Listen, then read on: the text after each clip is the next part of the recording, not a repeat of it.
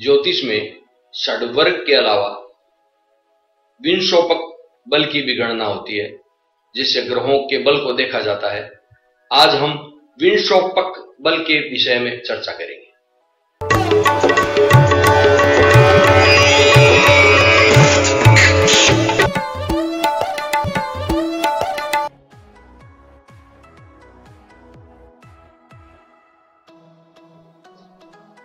नमस्कार, astro park में आपका स्वागत है।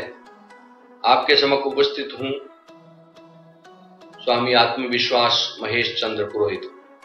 प्रिय दर्शकों, आज हम चर्चा करने वाले हैं विंशोपक बल के बारे में। तो जिन्होंने अभी तक चैनल को सब्सक्राइब नहीं किया है, कृपया कर दें, जिससे आपको नया वीडियो अपलोड होने पर सूचना मिल सके। और आइए प्रारंभ करते हैं।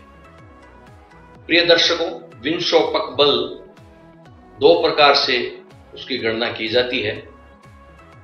एक तो वैशेषिकांश पद्धति से, एक गणित करके महर्षि पराशर ने विंशोपक बल के बारे में बताया है।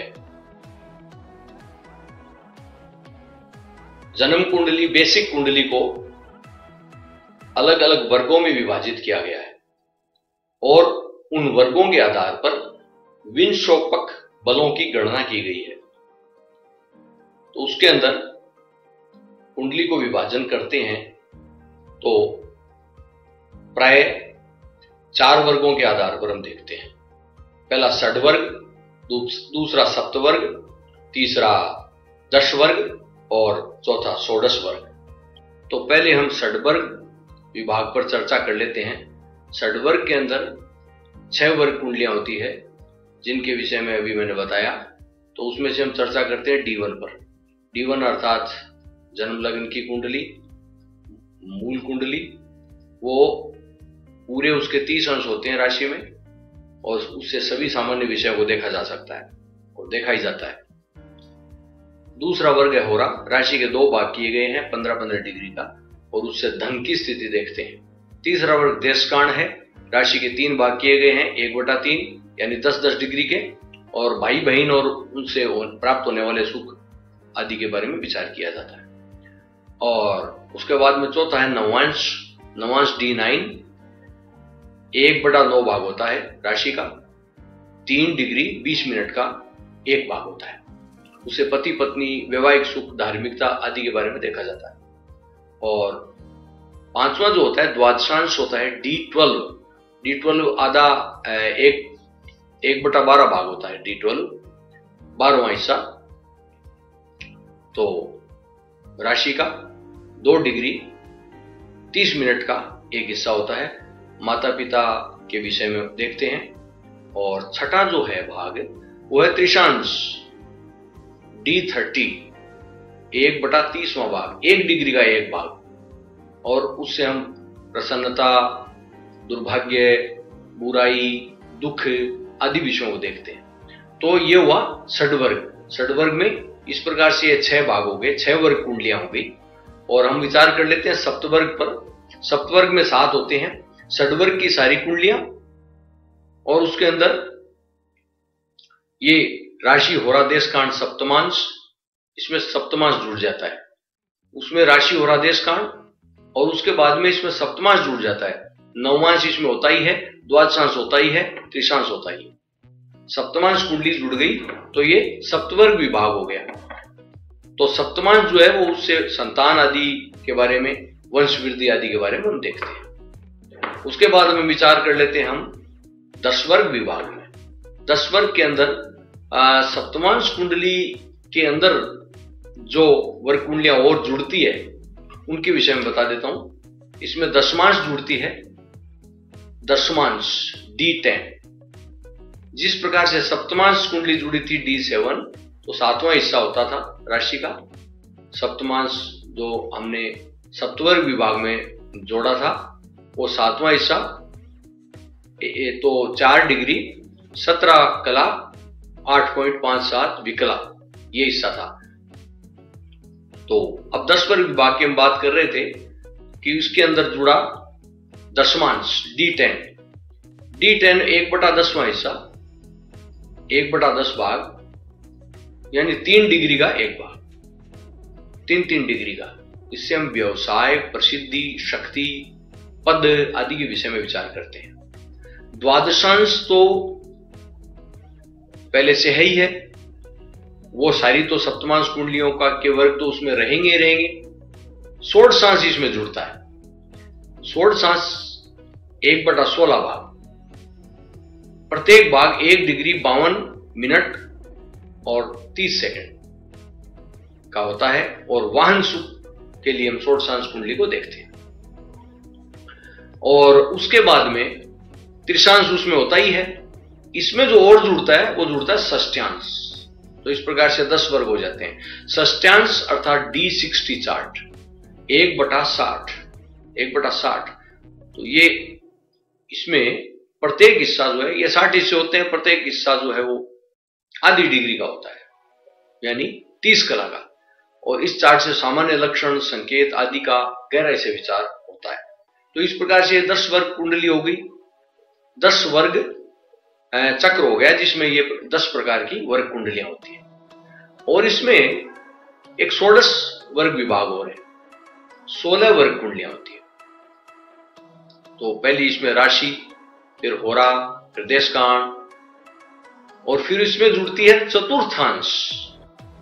10 वर्ग के अंदर जो कुंडलियां इसमें जुड़ती है उसमें है एक तो चतुर्थांश, चतुर्थांश या तुरियांश भी कहते हैं उसको, D4 चार्ट। D4 चार्ट 1/4 भाग होता है, 7 डिग्री 30 मिनट का एक भाग होता है। इससे हम भाग्य और संपत्ति के बारे में विचार करते हैं। उसके बाद में इसमें जो जुड़ता है वो जुड़ता है विंशांश, D20 1/20वां भाग, प्रत्येक भाग 1 डिग्री 30 मिनट का। इससे हम उपासना, आध्यात्मिक गतिविधि आदि के बारे में विचार करते हैं। उसके बाद में इसमें एक वर्ग कुंडली और जुड़ती है जिसका नाम है चतुर्विंशांश, इसको सिद्धांश भी कहते हैं। तो D24 इसका नाम है। 1/24वां भाग ये होता है, प्रत्येक भाग 1 डिग्री 15 कला का होता है।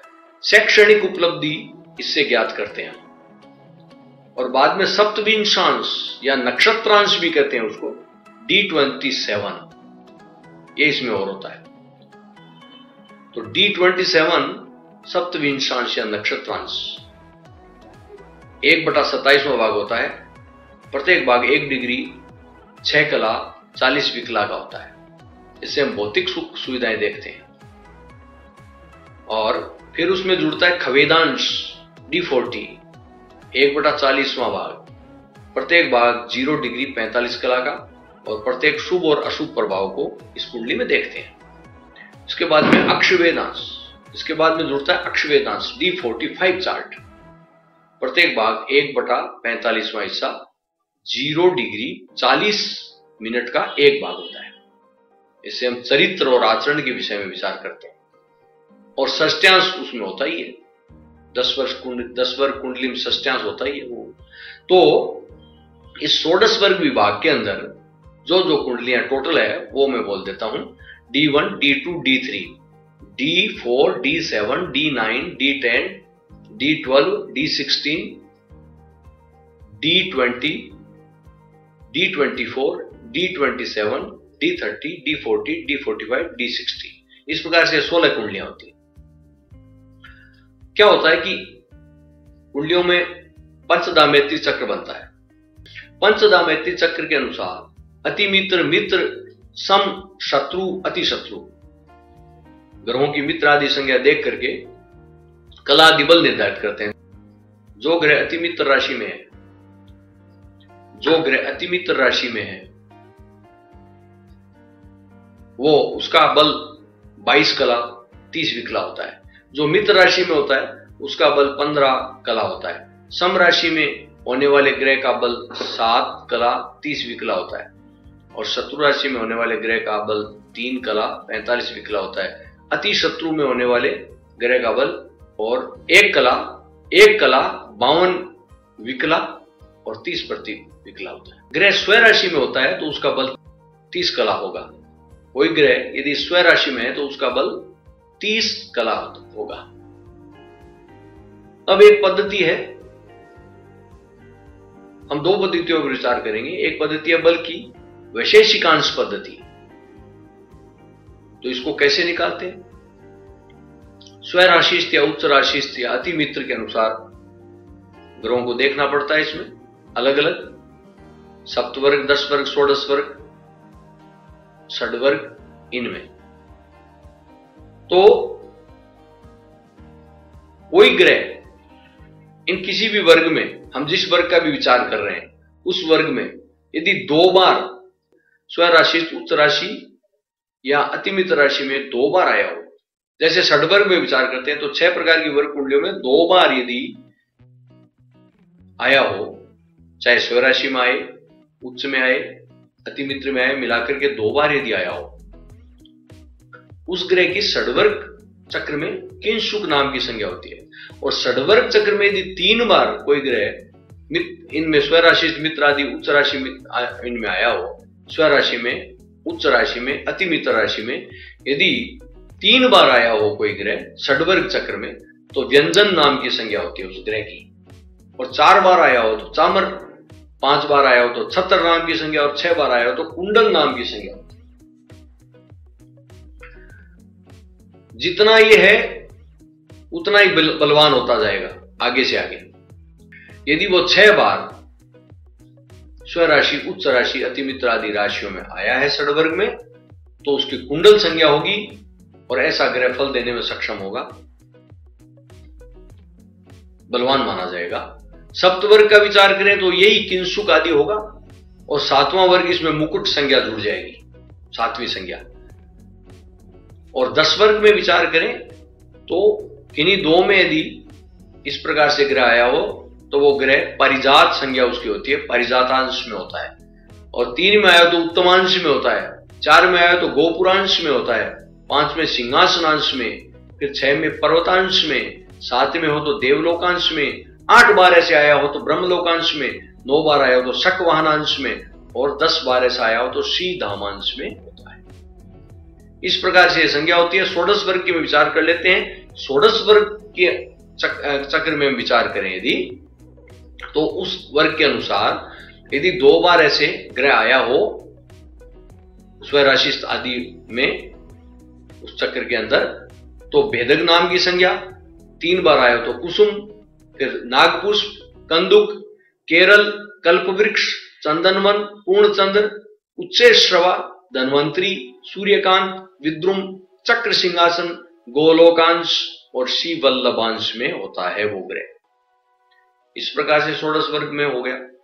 तो इस प्रकार से जो जो उत्तरोत्तर बली होता जाता है, और मध्य से आगे आगे जो हो वो ग्रह बलवान माना जाता है। जितने यह चार्ट है, जिस प्रकार से 16 है, काफी जितना जितना आगे बलवान होता जाएगा, श्रीवल्लभ का जो है वो सबसे अधिक बलवान होगा।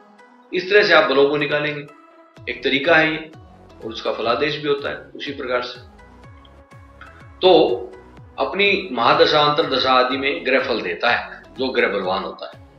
अब एक तरीका जो है विंशोपक बल का निकालने का, वो क्या है कि जैसे कुल 20 विश्वा बल होते हैं, इसीलिए इनको विंशोपक बल बोलते हैं।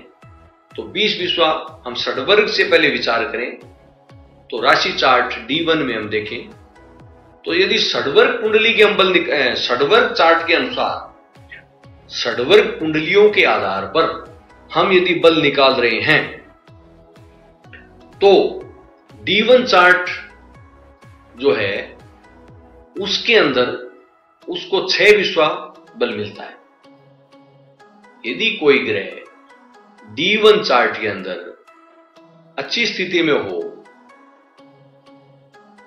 अतिमित्र आदि राशि में हो, मूल त्रिकोण राशि में हो, अतिमित्र राशि में हो, इसको कैसे देखा जाता है ये मैं थोड़ा बता देता हूं आपको। इसमें इसको देखने के लिए मूल त्रिकोण राशि, फिर स्वराशि, फिर बेस्ट फ्रेंड मतलब अति मित्र, उसके बाद में मित्र, उसके बाद में न्यूट्रल यानी सम, उसके बाद में शत्रु राशि और उसके बाद में अति शत्रु राशि। इस प्रकार से 1 2 3 4 5 6 7 विभाग किए। तो ग्रह इन वर्ग कुंडलियों में कौन सी राशि में है उसके आधार पर उसको बल मिलेगा। तो सबसे पहले D1 चार्ट को देखते हैं। हम यदि षड्वर्ग के विषय में विचार करें तो षड्वर्ग के ये इस प्रकार से है कि D1 चार्ट में हम देखें तो 6 विश्वाबल मिलता है। यदि ग्रह इनमें से किसी राशियों में हो तो 6 विश्वाबल उसको प्राप्त हो जाता है। और होरा चार्ट में 2 विश्वाबल प्राप्त होता है उस ग्रह को, इनमें से किसी राशियों में हो तो। देशकांड चार्ट में 4 विश्वा और नवांश चार्ट में 5 विश्वा, द्वादशांश चार्ट में 2 विश्वा, त्रिशांश चार्ट के अंदर 1 विश्वा बल प्राप्त होता है। यह कुल 20 विश्वा हो जाते हैं। 6 2 4 5 2 1।